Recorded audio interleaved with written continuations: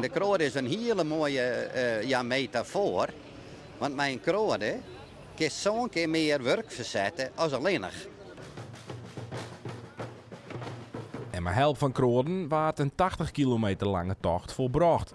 Die was die eindigen in Brussel.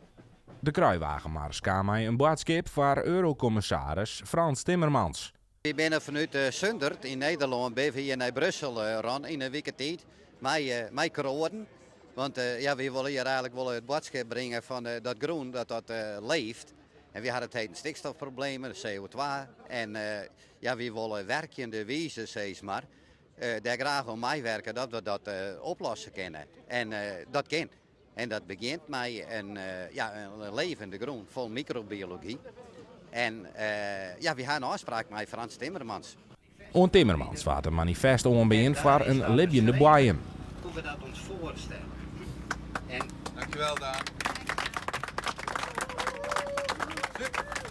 Ik vind het zo'n mooi initiatief, omdat ze hun best doen om iedereen erbij te betrekken.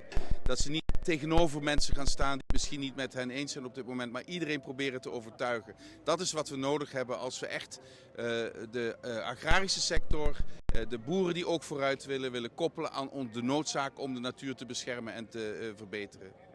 En de afspraak staat, geloof ik, hè? De afspraak staat en ze brengen worteltaart mee, dus daar verheug ik me nu al op. Mulder mij in kwaad om tafel om meer inhoudelijk met de Eurocommissaris te praten. Dat zal onder oren gaan over hoe de vrouw er nou heen leidt en werd het heen mat.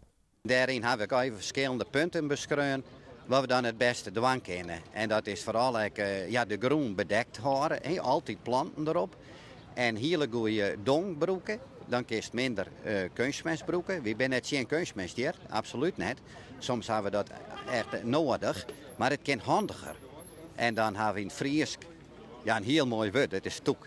Het kan handiger, het kan toeker.